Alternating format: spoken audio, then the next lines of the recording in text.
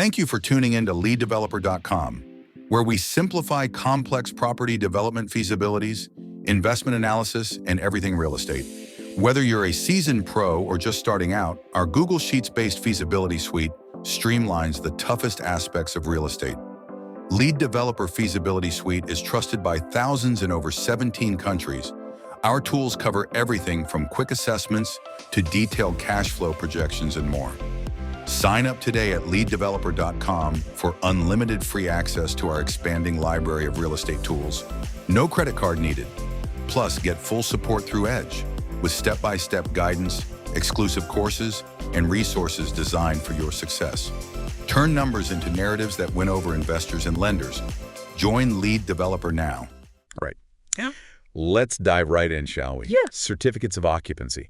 We're going to break down why they're so important in real estate. It's a critical document for sure. Yeah, you sent over this complete guide to getting your certificate of occupancy blog post. Mm-hmm. We're going to unpack all the essentials. Yeah. But first, Okay. get this. COFOs don't expire. Never.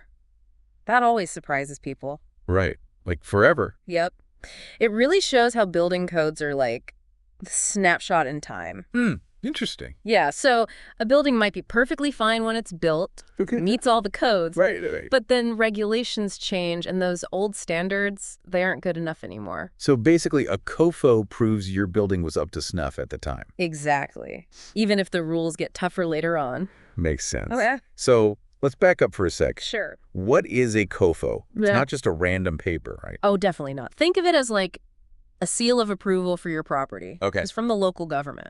And it basically confirms that a building is safe, healthy, follows all the building codes, the rules from the Building Act of 1975. Right. Without it, you're going to have legal problems, financial headaches, the whole 9 yards. So it's like the key to actually using your property. Absolutely. Whether you're opening a business or moving into a new home. Got it. But why is it so critical? I mean, what makes it so important? Put yourself in a lender's shoes for a second. Okay. Would you rather finance a building that's been officially inspected, deemed safe, has a COFO, or one where you're basically taking a gamble? No COFO. Who knows what's going on there? Yeah, I'd go for the COFO every time. No lender wants a project shut down because of code violations. Exactly, and the blog post talked about that, right? Yeah? Potential financial losses from loan interest to taxes, even the building becoming unusable. Oh, COFO protects against all of that. Think of it as insurance. It protects the owner, the people inside, even the whole community. Makes sense. Because a building that's not safe, that's a liability for everyone. Right, for sure. Yeah. It's not just the obvious stuff either. No, it gets into the details. Yeah, the blog post mentioned fire-rated walls, fireplace installations needing specific certifications. Every detail matters when it comes to safety and compliance. Wow. So a COFO is proof that all those details are covered. You got it. Okay, so we know WHY, it's important, but the big question is, how do you actually get one? Ah, yes, the quest for the COFO. Right. Luckily, the blog post lays it all out step by step. It all starts with an application to your local council. Okay. It's like your proposal. You're outlining your plans for the building, how it's going to meet all the codes. So more than just filling out a form. Oh, yeah, you got to show that you've thought it through. Okay. That you're serious about building something safe and compliant. Got it. And then comes the fun part, gathering all the documents. The paperwork, plumbing certificates, electrical certificates, insulation. It's like a scavenger hunt. It is a bit, right? The post had this checklist. It was intense, It's like a recipe for a safe building. and you can't leave any ingredients out. Exactly, like the termite protection certificate. Oh, right. Might seem small, but termites can really mess things up. Yeah, especially in certain areas. So that certificate, it's crucial for long-term safety. Interesting. It's all connected, isn't it? Building safety is multi-layered. Foundation to the roof, everything in between. And sometimes even energy efficiency. Oh, yeah, the energy rating report, I saw that on the checklist. Building codes are always evolving, and now they're emphasizing sustainability too. Smart. So you've got your mountain of documents, your application is in. Yep. What next? Do they just mail you the COFO? Not quite. That's when the building surveyor enters the scene. Ah, the inspector. Yep, they'll do a thorough on-site inspection. They check everything against the documents. Everything, making sure the building matches what's on paper. So it's like a final exam for your building. It is. And the surveyor's the tough professor. Yeah, I like that analogy. Making sure you've really done your homework. What if they find something wrong? Sometimes, instead of a full COFO, they'll give you a temporary one. Temporary. It means the building is mostly okay, Right. but there are a few things that need fixing before it gets the final seal of approval. So it's like you passed, but you need to do some extra credit. Exactly. Could be missing ceiling fixtures, unfinished insulation, stuff like that. Not a deal breaker, but got to get it done. Right. And in some places, that temporary COFO is even more important. Oh, yeah. Like in Victoria, Australia, builders need it before they get paid.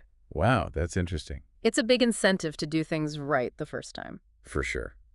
So how long does all this take? The blog post mentioned a few weeks. The typical time frame is about 2-4 weeks if everything's in order, Oh, but it can vary. what could cause delays? Well, if your paperwork's a mess, Right. if the building has a lot of problems, Mm-hmm. any back and forth with the council, that'll slow things down. Makes sense. But if you're organized, the building's compliant, you're responsive, Then it's smooth sailing. generally, yes. Gotcha. But once you've got that COFO, you're good to go, right? No, almost. Oh, There's one thing that trips people up. okay.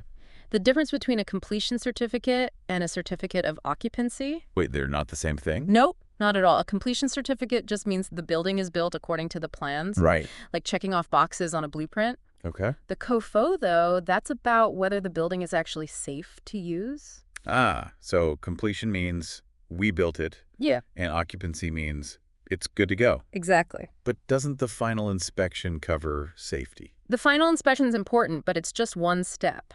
How so? Think of the inspection as the test Okay, and the COFO as the diploma you get after passing. I see. The inspection checks that the building matches the plans, Right. but the COFO is the official declaration that it's safe for people. So you need both to really be sure. You got it. It's not just about following the rules. It's about making sure those rules translate into a safe space. Exactly. For people to live, work, play, whatever it's meant for. That's a big responsibility. It is. It highlights why COFOs are so crucial for, well, everyone. Makes you think, doesn't it? It does. But that's a conversation for another time. Right, we've covered a lot already. From applications to inspections, even the difference between those certificates. It's been a deep dive for sure. Are you ready to go even deeper? Absolutely, I'm hooked. Mm-hmm. Let's unpack those bigger implications you mentioned. All right, let's do it. And explore how these certificates shape our world in ways we might not even realize. On to part 2. We've been talking about all the steps to get a certificate of occupancy, but you mentioned something earlier that really got me thinking. Oh, yeah. The idea that COFOs actually build trust in a community. It's an interesting thought, isn't it?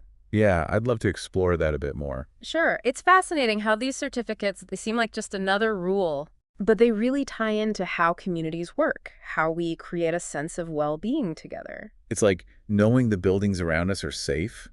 It gives us peace of mind. Exactly. And that peace of mind goes beyond just safety.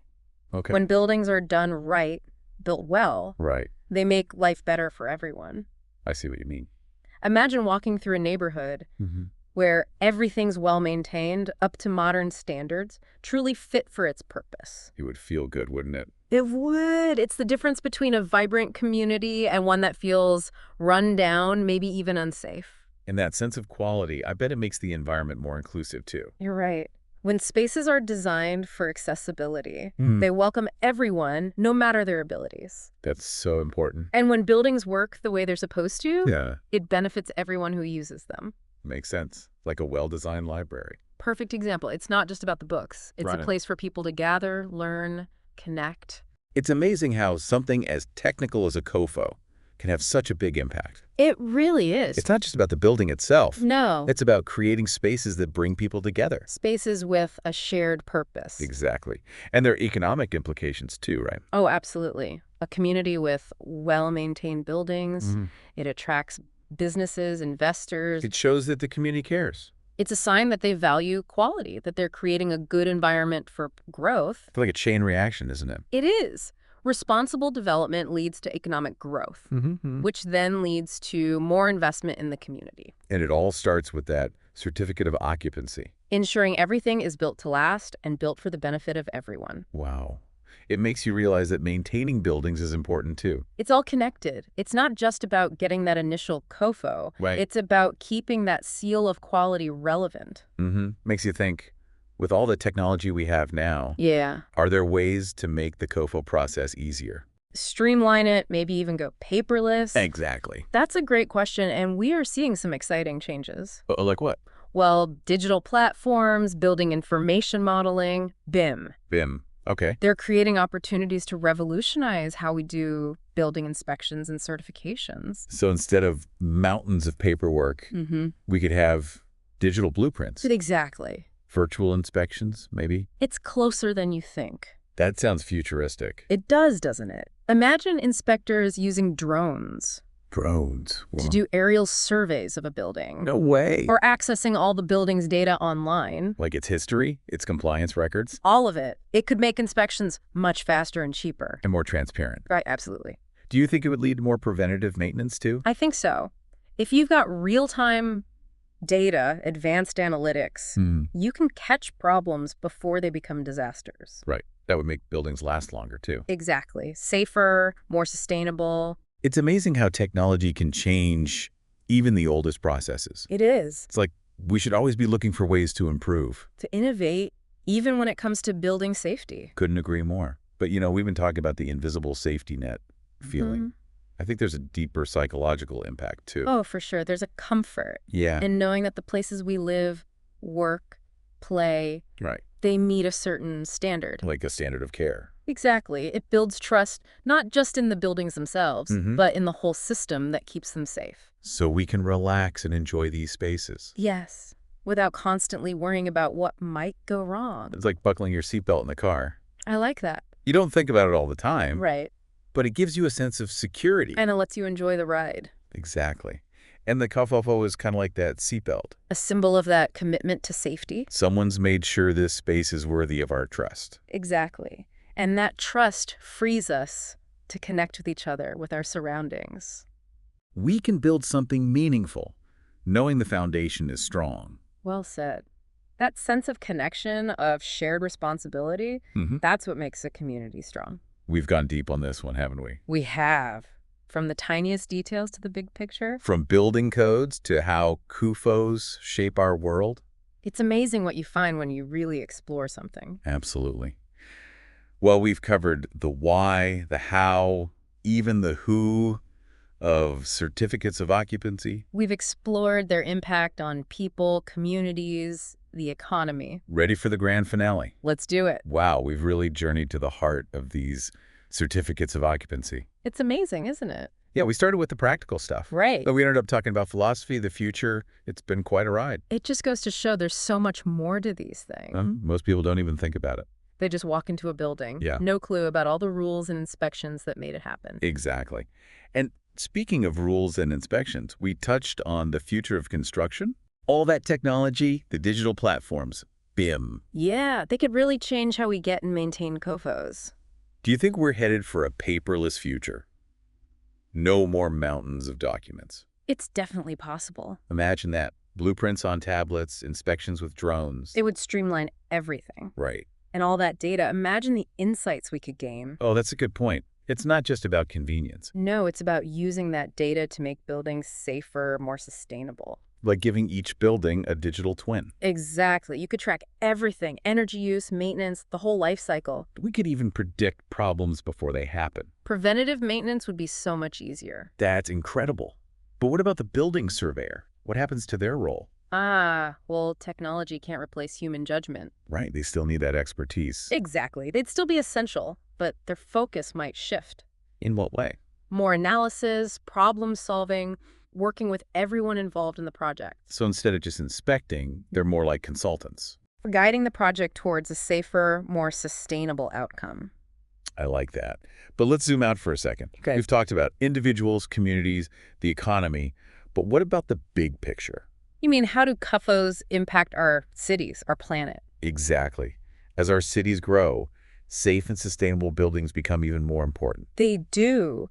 COFOs are like a promise to build a better future where buildings are part of a healthy ecosystem. Not just standalone structures. Right. Imagine a city designed to be environmentally friendly, Okay. buildings that save energy, maybe even generate their own Wow. green spaces woven into the city, transportation that works for everyone. That's a beautiful vision. And CUFOs, they're a part of that. They ensure each building meets those high standards. Safety, sustainability, all of it. It's like each CUFO is a little seed for a better future. Exactly. And this deep dive has shown us it's not just about the rules. It's about the meaning behind them. And their impact on the world we create. We've explored so much today. The past, present, future of these certificates. We've uncovered their hidden world. And revealed how important they are for a safer, more sustainable, more fulfilling world. And hopefully our listeners now understand how these certificates touch their own lives, their communities. It's about seeing the big picture. Understanding how everything's connected. And realizing that even small things can make a difference. That's the beauty of it. Well said. We took a deep dive today, but there's always more to explore. That's right. So, to our listeners, keep asking questions. Keep digging deeper. The world is full of fascinating things to discover. And who knows, maybe your next deep dive will uncover a whole new world. You never know. Until next time, keep exploring, keep learning, and keep diving deep.